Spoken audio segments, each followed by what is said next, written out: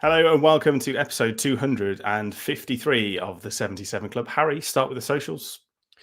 Yes, the Wall 77 Club on Facebook and Instagram, at 77 Club Podcast on X. Please rate us on Spotify, Apple, YouTube. Thank you. Dan Bayliss is here. Hello. And Jack Williams. What's up? Right, well, Harry, we've got to start with an absolutely mad game at Molineux against Manchester United. It was a pretty cold evening under the lights. We weren't really at the races. Obviously, it was a euphoria of beating the Albion, Cunha owning the Hawthorns, etc.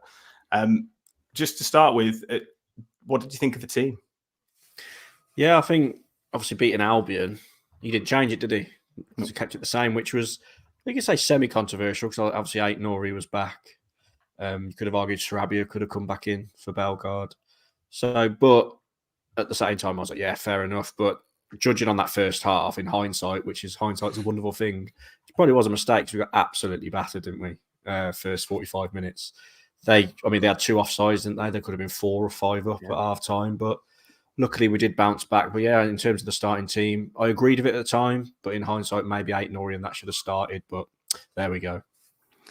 Bayliss, what did you think of that opening goal? And it's a very, very good finish from Marcus Rashford. And it's one of those, isn't it, where what had happened with him going out and maybe doing things that he shouldn't have been doing over the Irish Sea, he was probably always going to score.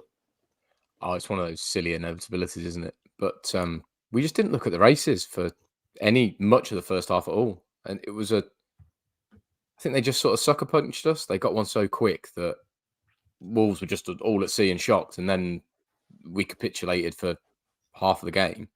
Did very, very well to claw ourselves back into it with some funny decisions thrown in there. But made an exciting game at the end, didn't it? It's just a shame that we sort of threw it away to a... Do you know what? I've watched it back. It was a bloody good finish, the winner. I do have to say. Like, no matter how much of a sucker punch it is, that's one hell of a finish. Jack, I think Harry probably summed it up with that first half, particularly where, it could have been 4-0 and you'd be like, actually, that's more than fair.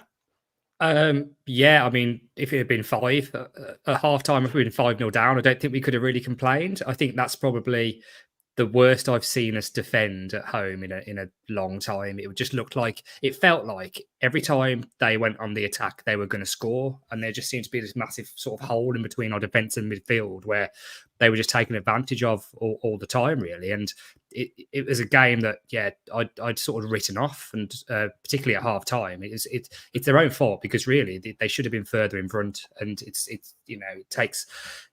You've got to be honest and admit that, really. It's their own fault that they even let the game come into a bit of doubt towards the end, which really just shouldn't have happened. And fair enough, you say, I think we got a slice of luck with the penalty. I don't think the penalty was a pen. I think I'd have been annoyed if it was given against us, but obviously that gets us back into it. And then before you know it, somehow, it's 3-3 in a game that should have been over and dead and buried from a Wolves point of view at half-time.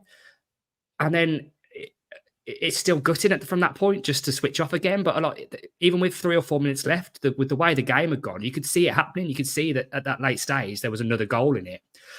And like we've done for certain different points throughout the game, I think we just switched off a little bit. And were a bit naive. And I think what happened was when we got back to 3-3, particularly the forward players thought, right, we're going to try and go on and win this rather than just sticking to the guns and getting back all behind the ball and trying to see out the point, which is what I think we probably should have done. But, good game. It was a good one for the TV. But, you've got to be disappointed with particularly the way we defended and played in the first half. I think maybe we're a bit leggy. Obviously, a lot of games in quick succession coming up and exactly the same team that started the game on Sunday. Maybe that was a little bit naive. But one of those where you've got to look at yourselves quite a lot because we made them look like it was like we were playing against bloody, prime Real Madrid for 45 minutes at least, really. And it could have been a cricket score just at half time. Harry, it was a mad game. And obviously when the equaliser went in, and I think the build up to that just reminded me of how much I hate Man United fans and I just despise them. And I think it's obviously a hangover from when they were like, one of the most dominant clubs across Europe if not the world, realistically, when we were growing up and having friends in the Midlands who are Manchester United fans. But to get it, I mean, we were nearly on the pitch, I think, at one point because we went down a couple of rows of steps when it went in. But it's so strange, wasn't it? Because even leaving the ground, there were people like sort of on the phone to whoever, just laughing because we were walking away, feeling like we got something from the game. Really weird. Yeah, it was like, obviously I agree with what Jack said about our defender and that. It was very poor, but good fight to get back into it. I don't think I think the internet's dropped. I don't think Neto's was a penalty. So in a way, you kind of say we were lucky to get back into it. But yeah, the fight back was brilliant. It was so sloppy for McTominay's goal as well in memory. He come on, scored such a weak header. But when Neto goes in 95th minute, you're like, well, that's it. And but then we were just all at sea. And I thought the lad who scored the winner had come on, but someone pointed out in my YouTube comments that he actually started. He's a bit of a young star, isn't he? That May, is it Mainu? But yeah, great goal. Can't take it away from him, although we defended poorly. But United, they were there for the taking, really, in my opinion. Although they played really well first half, they showed their vulnerabilities second half, even though they brought on like Maguire and that to try and survive. So on another day, I think if we'd have started the team we started at Chelsea, for example, I think we'd have beaten them if we'd have had our heads on it the first half. But we've come a long way, haven't we, to be absolutely gutted to lose last minute against United, To come back was incredible. And I love the fact we're scoring loads of goals. I mean, we used to moan about how boring it used to be at Molineux. Now, God, it's a pleasure to be there at the moment. It's incredible. Bayliss, what does it say about the fight of this team that Gary O'Neill has instilled, that, heads didn't go down, kept on fighting? And obviously what Jack was saying, that the only issue or the negative that you would take is that they try to go on and win it rather than go and actually a point's enough, thanks. It's fine. I think the mentality is absolutely spot on, isn't it? It's exciting to watch Wolves again, and that's what we asked for quite a while ago. So I'm not going to moan at losing in the last minute like that. The first half performance was very bad, but they reacted well. A fortune went our way for a change. I mean, we should have really taken at least 2 points from Man United this season, and we've ended up with none. But that's football. So you know what? I've got nothing to moan about other than we were bad first half, but we stick at it and we create chances. There are Wolves sides of the past that we've all watched in the last couple of years where that would have happened in the first half and it would have finished 4-0. So nothing to really moan about there. Jack, the Onana thing, I don't know why we weren't just shooting more, to be honest, because I think he's probably one of the worst goalkeepers I've seen at that level for a long time. He is just lacking confidence. There's clearly a player in there, else they wouldn't have signed in and let De Gea go. But you just think you've got to target him more because he has got so many mistakes in him. Well, it doesn't matter if every time he makes a mistake and, he could assault or rob one of our players at knife point in the box and VAR wouldn't even pass an eyelid, would they? So, he's obviously got some protections from there and up above him. So what can you do about that, really? What can we talk about the winning goal, actually, just a little bit more? Because I know you guys were all cheers saying, for Ramirez. You were saying, it's a brilliant finish and everything. But it just seemed to me like we parted like the Red Sea again and in the defence. And remind me at the time, was Kilman on a yellow card already? I think he might have been. Because at the time I was thinking, Kilman, just throw him to the ground at this point. Like it doesn't matter. Don't do whatever you do. Don't let him pass. But maybe the fact he was on a booking played into that. He wasn't. But no, he wasn't. Sorry, no, he wasn't. Was he not? I thought he was. Well, then he should have just thrown him to the ground, really, to be honest. But as it happened, it's a good finish. But I think it's our own fault. Yeah, true. I mean, he turned him expertly, didn't he, Harry? I mean, he had a brilliant game, and obviously that fight to keep on going and at such a young age, and a good England prospect as well. Yeah, I'll be honest. I don't really, if it ain't Wolves, I don't really watch much of the Premier League these days, so I was unaware of who he was. I'll be completely honest. But yeah, great player, great goal. So yeah, brilliant. But yeah, well, I think we were going for the win, so we were a bit lapsitagical at the back, even at that late stage. Bayliss Trevor says, Gary knows the strongest starting 11. Why is he not going with that area? It's like he's trying to keep the fringe players happy. Do you agree with that? Or you just think that's using a squad in the Premier League with a couple of games a week, Yeah, we've played a lot of games recently. And I don't know. He's probably targeted his games. We need to make sure we got through in the cup. So you can afford a little slip up. I think we can talk about this more positively because the reaction straight afterwards was so good. And we were so dominant. So he's got it. You can't rely on 11 players to go out there every week and get you in a decent league position in the Premier League. So there has to be some rotation. I don't think they did an awful job of it. I think, if anything, we looked a bit suspect at the back, and that's where less changes have come. So if we're going to moan about anything, it'd probably be that the back for 4 or 5 or whatever system we're playing, that's where the problems are coming. So now, speaking of Chelsea, let's move on to Chelsea. Obviously, Harry and I were at Molineux. Bayliss and Jack were at Stamford Bridge. So much like Channel 5, we've got home and away covered. Let's start with the atmosphere inside Stamford Bridge. Jack, I'll start with you because it seemed like a toxic atmosphere. The Chelsea fans, from what I could hear, were doing absolutely nothing. What was it like inside the ground? I think that sums up quite nicely, really. Yeah, I mean, very little atmosphere. The only time they ever really heard anything from them was when they scored, really. Up until then, quite quiet. But that's the way it goes, particularly... Wolves fans are the same, though. A Sunday afternoon at home against a team you're going to win, a 2 o'clock kickoff, it's going to be a bit of a flat atmosphere. But I think that's multiplied when it's a team like Chelsea with the recent history they've had and the fact they're a big brand name and they're going to have lots of tourist fans and these sorts of things. So, the atmosphere was good from a Wolves perspective. I thought not the best, but good for a Sunday. But yeah, very little coming back. But that helped us, I think, and helped the Wolves players a lot. Bayliss, how was it for you? Yeah, very nice Sunday afternoon out. You've had that gag written down all day, 100%. That you don't roll them out. It was a great Sunday. It's a fairly easy ground for us to get to. A couple of beers. Wolves started really well. That's the weird thing. The first Chelsea goal came against the run of play. I thought Wolves were the brighter side, play good football, and then Caicedo just made a very good pass to put them 1-0 up. And before we'd had time to even moan about it, it was 1-1. So I thought Wolves were so dominant. I thought the scoreline flattered Chelsea, if anything. We could have... You see, like, highlight reels that they put on YouTube and stuff didn't really tell the game. It made it look like it could have been 4-4. But Wolves hammered Chelsea. It's the worst Chelsea side I've ever seen as an opposition fan. I think only £1 billion, though. I was going to say, pound for pound, it's certainly up there. I mean, how they paid that money for Caicedo, I'll never know. But then again, Liverpool were in for him and he picked Chelsea. So, I mean, he was always going to go for that sort of figure, Harry. Another goal for Cole Palmer. But, I mean, the man of the moment was Cunha, and he's only the 4th opposition player, to score a hat-trick at Stamford Bridge. Can you name the other 3?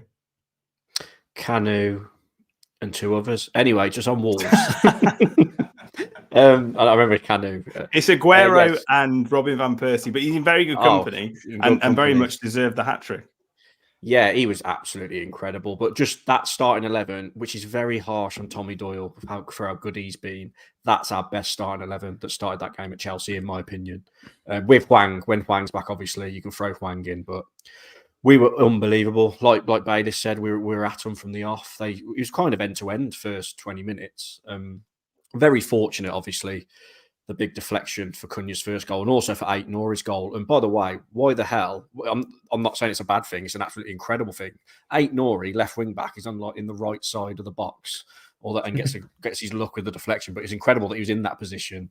Amazing play from Neto again. And at half time, I was just like, we're going to go on and win this easily. And obviously, as you lads know, I had my 4-1 bet on. So I thought, 100-1, it's coming in. But yeah, we just... This out of the 2 games, at Man United and Chelsea, I was more worried about Chelsea.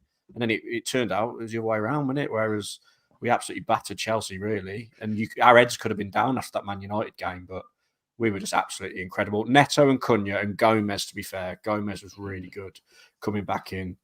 God, it scares me a bit because people are going to start taking notice now, and then all the rumours about him going to Arsenal and Man City and that are going to come back because of how good they are. And I'm glad Cunha got a hat-trick because the biggest criticism we've all had of him, especially last season, is that he can't hit a barn door. But it's starting to click with him now, isn't it? And it's just incredible to watch. And he's such a likable bloke as well. He's such a fan favourite, and he's got the personality, he's got the charisma, and he's got the ability. As we've seen, he's ran and ragged him and Neto, definitely. It's one of the best Wolves performances I've seen for just how dominant we were, how much we wanted to win the game, how every second ball we seemed to win. Like the Chelsea fans were getting disgruntled before half time because Wolves won everything, every duel, every 50-50. Balls in the air, we were having the ball back, passing it round within a minute. It really was impressive. I'm glad it wasn't on telly. I think it's one of those things again, isn't it? It happens quite a lot lately when teams play us, is particularly teams who, I'm guilty of it as well, like not watching much of other teams other than Wolves, but they don't realise quite how good we are until we actually turn up and start playing. It's like teams like Brighton have done the same to us before when we go, oh, hang on, these are quite good. And I agree with what Dan said. I was quite disappointed to go behind, really, because really we've just fallen asleep with one pass and, it's a good finish from Palmer. But the one thing you've got to look at as well, particularly even across these two games, and if you remember on the pod last week, I said that I didn't think we'd lose both of them. And we very nearly didn't lose either of them. We were, really unlucky. But both games we've gone behind. But it doesn't affect us too much. We still believe that we can get something for the game.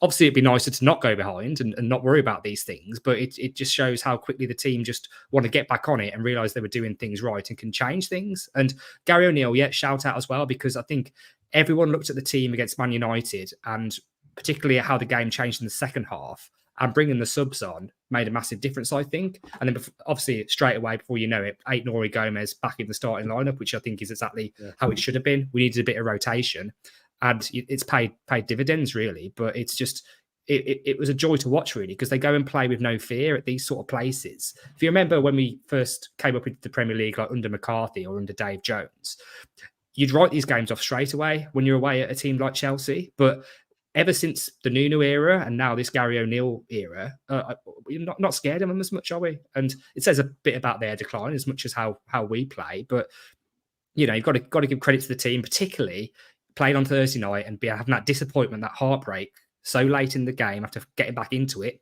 But it didn't affect them. Even going behind then on Sunday, you think, it might crumble here, but it didn't happen. So you just got to give him praise, because he's doing a great job and building a great team here, even with a small squad. It's mentality, isn't it? There is an ethos within the team now that they want to play for each other. You can see it. It's so clear. They all want to be there. They all want to fight for Wolves. They like the fans. The manager and the players get on. There's a clear relationship between them. And that's what leads to results like walking Chelsea off the park, who are, at time of recording, 2-0 up against the Villa. Well, 20 minutes in. Happy days. Tyler says we tend to actually look a better team at 1-0 down when the opposition opens up. Under Lopetegui or Large, 1-0 down just killed us. And I think I agree. And, it is historically, as I said last week, a difficult place to go and get a win, because I think it's 1979. We haven't won there since then. Yeah. And the last league and cup double there was 74-75, which from memory was either the season we got relegated or the season before, but hopefully that's not things to come. But yeah, a much better performance, Harry. Was there a man in the match in there? Obviously, Cunha getting a hat trick. He was absolutely incredible. And another thing I just want to point out, off the back of what Jack said, under Lopetegui, Nuno. Harry, your internet's gone, mate. You sound like a darling. Harry, rejoin your phone. We wouldn't at 2-1 up at half time. We wouldn't have flew out the blocks like we acted the lead, I think. So that's what's refreshing to Gary O'Neill. The only little thing I would. Oh, it's going to take some editing, this, isn't it? Go on, carry on, lad. Has he got a point though, Bayliss? From what we could sort of hear from that. All I got was the dial-up stuff.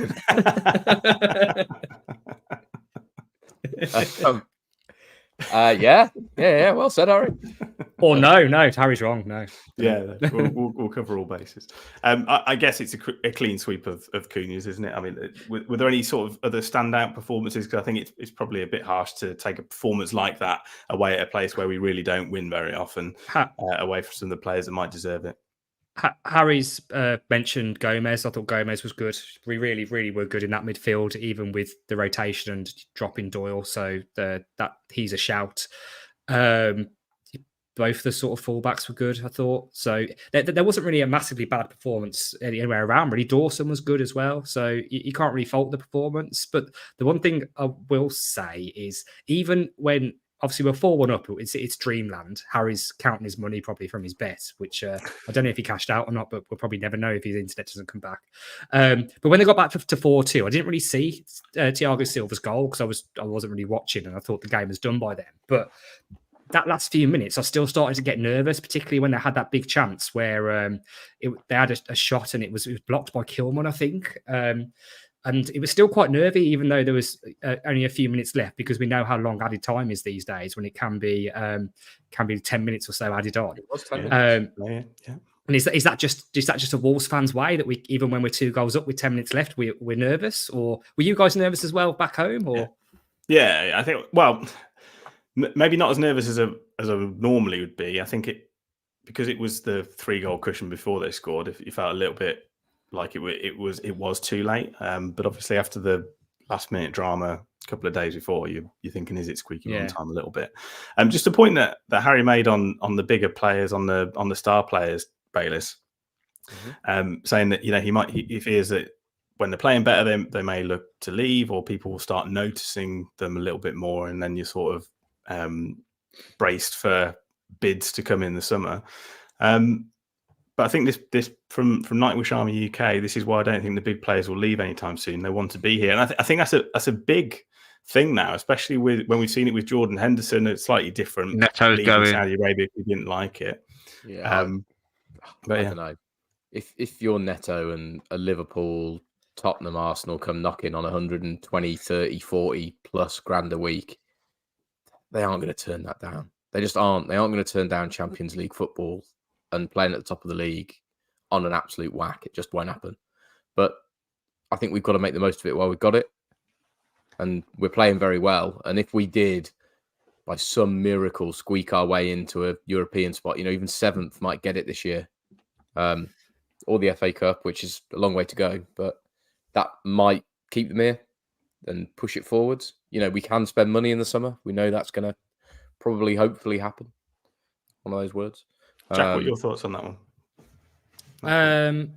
I think we will lose players in the summer. I think they've been circling for a while, and I think if Neto hadn't been injured, he might have gone already, to be honest. And long contract, it will be a big return for us, definitely. Let's put it that way. But it fits in with the way that Fosun seem to want to operate, doesn't it? So I think there will be, and you're a victim of your own success, aren't you? Because if we were in a relegation battle, we've probably got more chance of keeping some of these players who are in the spotlight. But the way we've been playing lately, and everyone's noticed how well Gary O'Neill's done as well, and how good a job he's done, it's going to happen, particularly if we are like when we jumped over Chelsea, making our way into the top half of the table, because it's a great achievement, and it's a great team performance and managerial performance to get us there. So you got to take it as a compliment, but just do the best. Yeah, in these last few months that everyone definitely is here, and we'll see what the summer brings. But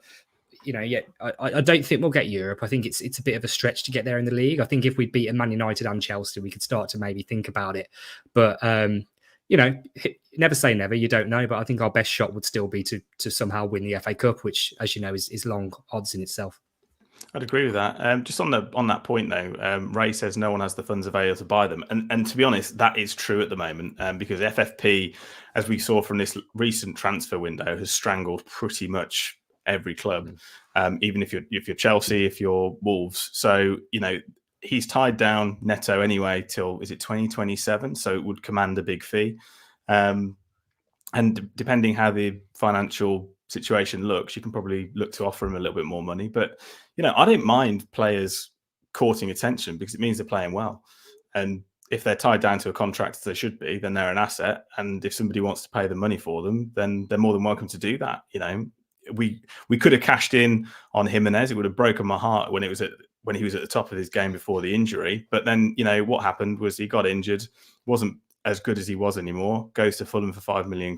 You look at Traore, always hot and cold, let his contract run out, and you just think, actually, I'd rather enjoy them whilst they're at the top of their game and they go on to do something than something happen and they sort of just peter away. I'd rather keep them. Oh, of course. Yeah, of course. Yeah, I mean, that goes without saying. Can I go back to what Mr. Positive Mark Rhodes has said at 8:29? The other one. This one. I think Europe could be a bad thing, to be honest. Small squad with limited budget wouldn't help us at the moment. Someone didn't go to Turin. Yeah. It's not about the game. It's not about players, it's about us. We're on holiday. I would take that. I would take the conference one. I'd take that Mickey Mouse one. I'd take anything. 100%. Yeah, we might win that as well. Like, that's the thing. West Ham won it last year. Villa is still in it. Anything for a Thursday morning flight to wherever it is. Made-Up-istan for a absolutely terrible game of football. Slovan Part 2. I mean, I had the best time. You've got to. Surely you did. Surely you must have gone to one of them, Mark.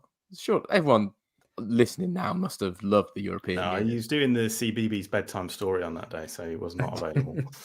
Right, okay, let's move on. Sorry, can I ask one more question on Chelsea? I just want to ask about the penalty, the penalty decision. It was a stonewall. So we watched it. It was right in front of us when it down from where we stood pretty much. We had a great view of it. Watched it, thought, that's a penalty all day long. Saw a bit of hesitation from the ref. And then we had to wait for VAR a little bit again. And all this time I'm thinking, how can that even be a debate, this one? I'm really, really not sure. And part of the debate came back to, which, to be fair, like the pundits on Match of the Day and everybody just knocked it away straight away. But, I think he got a little bit of the ball. But he absolutely clatters into the man first. So I think that would have been one of those where if they had found any reason to not give that as the most blatant penalty I've seen straight in front of me, in probably all my years going to football, if they found a reason to not give that, I think that's one of the things where I'll just give up on the game altogether, really. But they didn't, to their credit. But some people were saying it wasn't a penalty. Yeah. On the stream I was watching, the very legal one, they were just saying, because they obviously had the referees in their ear, as they do, the commentary team. They were saying that's what they were looking for, just any contact with the ball at all. And it took them longer than it should have. It's absolutely ridiculous. Like the penalties, the rules, isn't it? Like the Neto one. The Neto one weren't a penalty for us. It's a joke. It's amazing how these referees just don't get it yet. And the fact that contact in the box doesn't mean penalty, the same as contact with the ball doesn't mean it's not a penalty. Correct. But what are they? These are professionals who are paid to know this stuff. So, like, what are they doing? But same conversation every week, isn't it? So, yeah, exactly. Right, okay. We'll leave that for another week, and we'll pass you on, hopefully, to Harry, whose internet may or may not fail him. What about Brentford? Brentford! Oh my god, I missed half betting odds. Missed half the podcast. It's your dinner in the oven, Sam. What's going on? You do this every week. You know, he gets about half hour in, Sam's ready to go. He's like, let's finish this week. He's going to be locked in the basement, isn't he? That's the problem if he's late for D. Right, okay. Well, we move on to Brentford. I mean, we're playing them again. Was it the fourth time in not long, 2 months, if that? Harry, I'm going to come to you first just to test your internet ahead of the quiz. How do you think he's going to go for this one? Do you think it's going to be unchanged from the Chelsea side, or is it going to be the similar side to face Man United? No, it's going to be the team that played against Chelsea, hopefully. Same team. Obviously, they've got Tony. Huang might come back in. Obviously, Huang's back. Don't think Noah Lamina will be involved. I'll give up, lads. If you're laughing at me, the internet's gone on it. You lot carry on. I'll see you in a bit. You started skipping like it was a weird thing. I don't know what it was. It's like, you heard that as well, didn't you? It sounded like an AK-47 for a second. This is award-winning content. Let's go on to Jack. Jack, what do you think? So Brentford, again, I have a really bad feeling about this game overall. I know you don't think they're very good, Sam, but obviously they've got their talisman back. True. Watched them a bit against City, and Tony and Maupay will cause us problems, I think. Although obviously they did lose that game, but above all, I think they will think that they owe us one, because they do really. After the game between Christmas and New Year, where we battered them, and then they couldn't beat us with 10 men, and we took them back for a replay, and then just about beat them in extra time.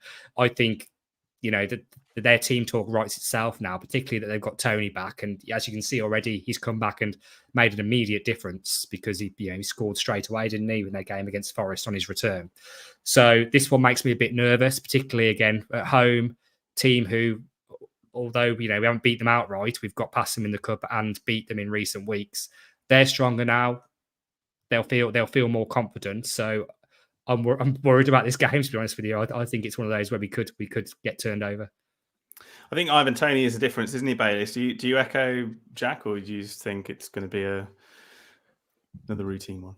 He's a good footballer, and they are slowly getting a bit better. They looked not terrible, is the right phrasing of it, against City, and they actually gave him a good game until City did a City and took it away from them. So they are getting better. Mopé seems to be finding the net a bit more, and Tony's a decent footballer, and we know that. But on the whole, we've watched them 3 times this season, and they have not set the world on fire. And when Wolves have played their strongest team against them, we've convincingly, or should have convincingly beaten them twice, but the ref gave 2 ridiculous decisions. But I don't know. Sod's law, isn't it? I've got to leave the house at about 7:45 on Saturday morning to get to the game. So inevitably, we're going to lose 1-0 in a terrible game. Oh, yeah. I know. I hope the box is okay and welcoming by the time you get there. So, Harry, we'll pick it up there. I think we caught you saying that it was going to be the same side that beat Chelsea. It looks like Hwang may well be back on the bench for this one, which gives Gary O'Neill a sort of semi-selection headache. Gives me one. First of all, I'm sticking to my phone forever now. I don't care if the audio quality is shit. I hate my internet. I think I was saying that as I cut off. I was saying Hwang is back, so it'll be interesting to see what he does. I don't think he'll be straight in. Same starting 11 has got to be, if all are fit.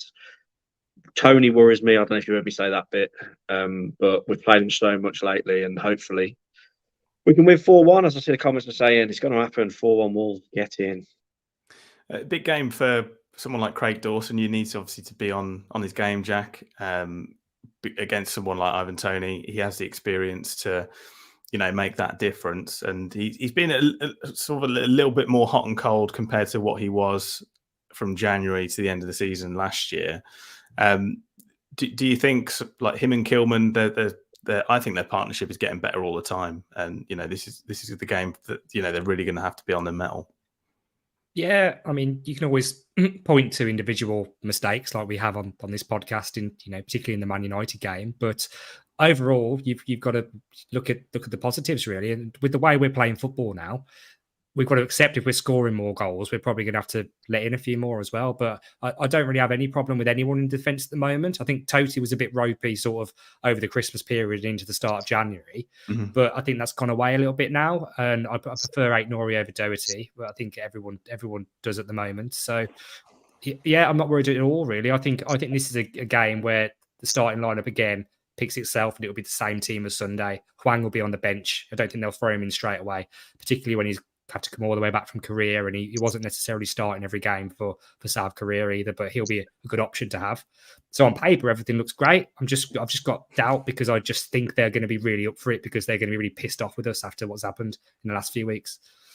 I think it's a good point. But yeah, I think it'd be an interesting game. It does have definitely with the Toney factor a completely different complexion compared to the other three.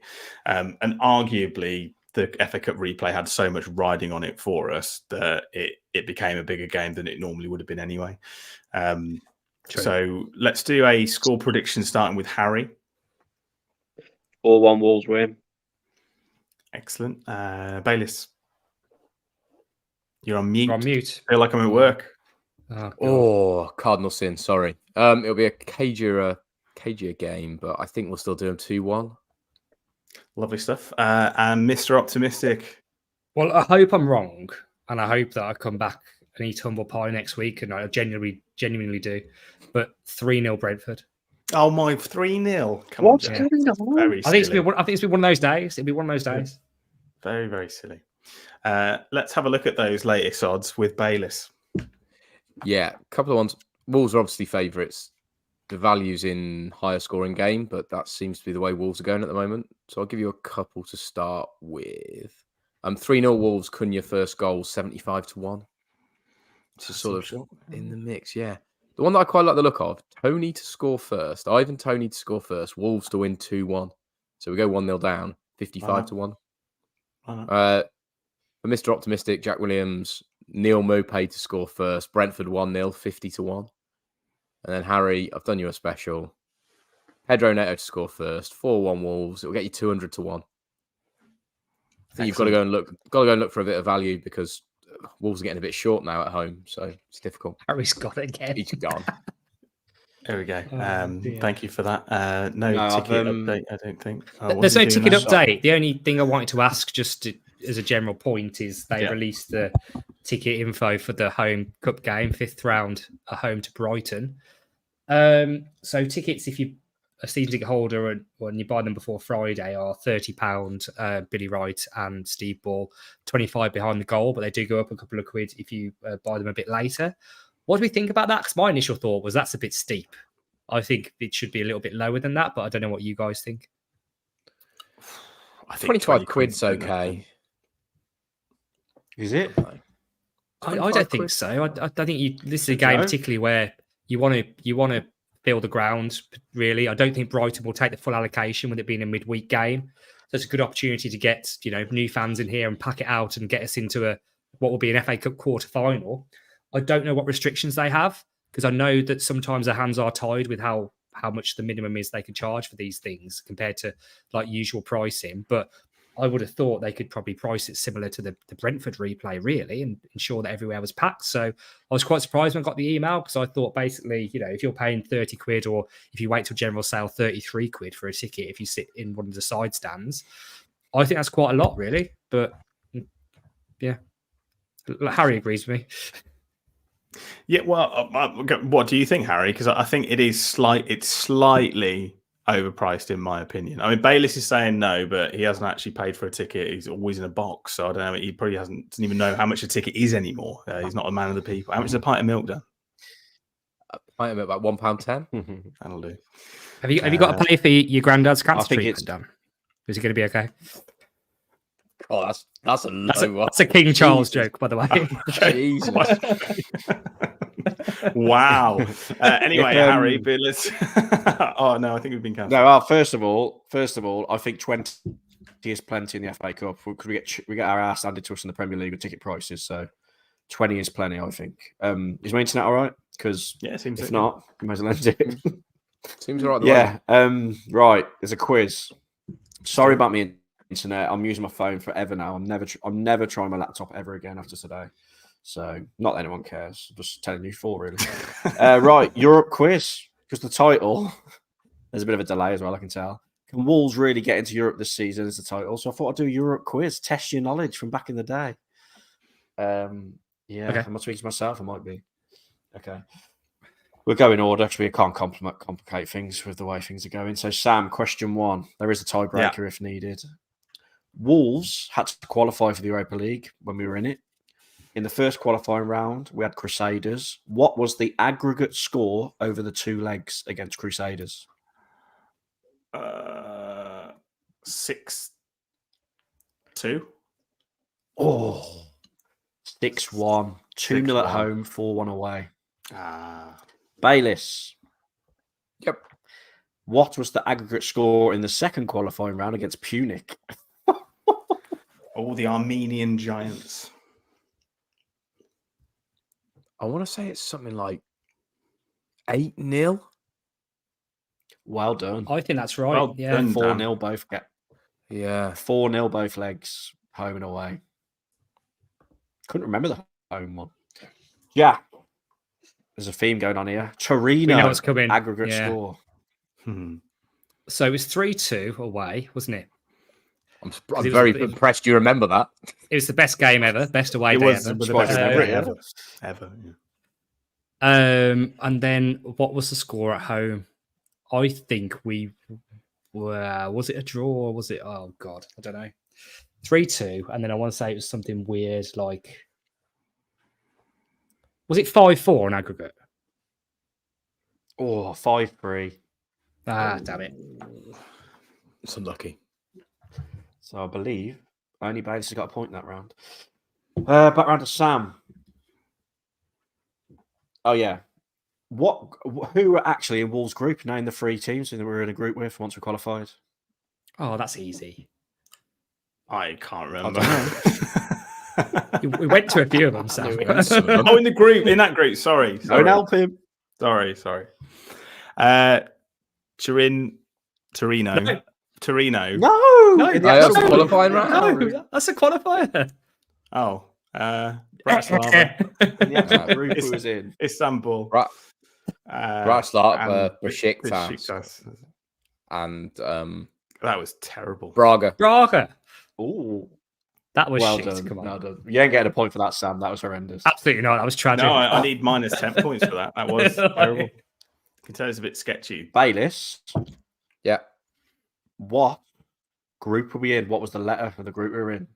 See if that makes sense. I'm You going to got go 1 with in 8 chance, I think. Yeah. I'm going to go with H for Harry Mansell.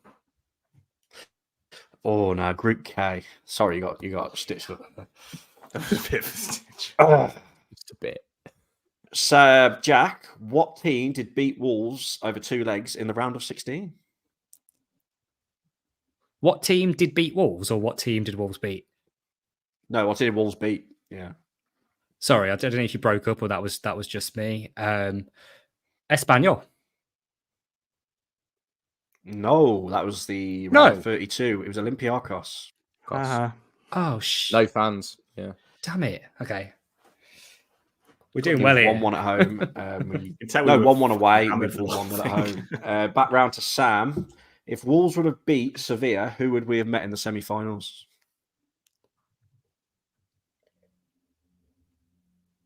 Oh,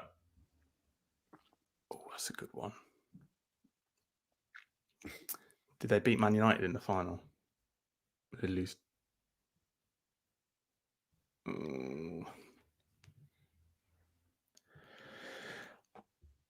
Inter? No, Inter in the final. It was Man United in the semis. It was Man United. Just to win it. Can I just say, guys, this This has is been for tragic. Bayliss. Oh no, sorry. Who scored Wolves' first goal in the 2-1 win away at Slovan that we went to? I reckon we got a penalty first. Oh shit, we were pissed. I reckon we got a penalty first, which makes me think it's Raul. No, Raul was second. It was Sace, an absolute daisy-cutting crap goal. Oh, yeah, well, yeah. Was the second one a penalty then? Yes. Yeah, okay. I remember because at the time, if you put Raul in your title, you went nuts and I had Raul in my title when he scored a penalty. Jack, Wolves came second in Group K with how many points? So, Oh, we you work this go. one out, can't we? Right, We can work man. this one out. We beat Besiktas twice. So that's definitely 6. We battered them at home. Braga, we drew away. Can't remember the result at home. I want to say we beat them. So that would be 10. And then the other team was Slovan, who we beat twice. That's would be 16, but that sounds too many. So I think it must have been 14. Must have drew Braga twice. Oh, it was 13. We'd lost to Braga at home in that opening game. yeah. 1-0. 3-3 away. Because we had Jesus Vallejo, if you remember. Jesus Vallejo, and Mm. he was about as much use as a Renault Spas. Don't know who won the quiz, but good luck. I have got a tiebreaker, but my internet's crap, so I ain't doing it. It's I actually think Bayliss won. weirdly, it's 1-1. Oh, right. Okay. I've got a tiebreaker. I'll quickly do it. Whoever it's between, work it out. The question Me and is, Jack. how many total games have Wolves played in Europe in their history? Closest answer wins. It's actually me and Bayliss doing this because Jack got all of his wrong. I What was was the pretty question? close on everyone, though, wasn't I? Yeah, How many total games have Wolves played in Europe in their entire history? I'll type mine in the chat, Dan. Okay, I'm thinking about it. In competitions, yeah, obviously. I'm not looking at the chat. No, friendlies, Bayliss. Well, we started the European Cup by hosting the team from Good point, Budapest. actually, yeah. I tried to be clever. You got a point there.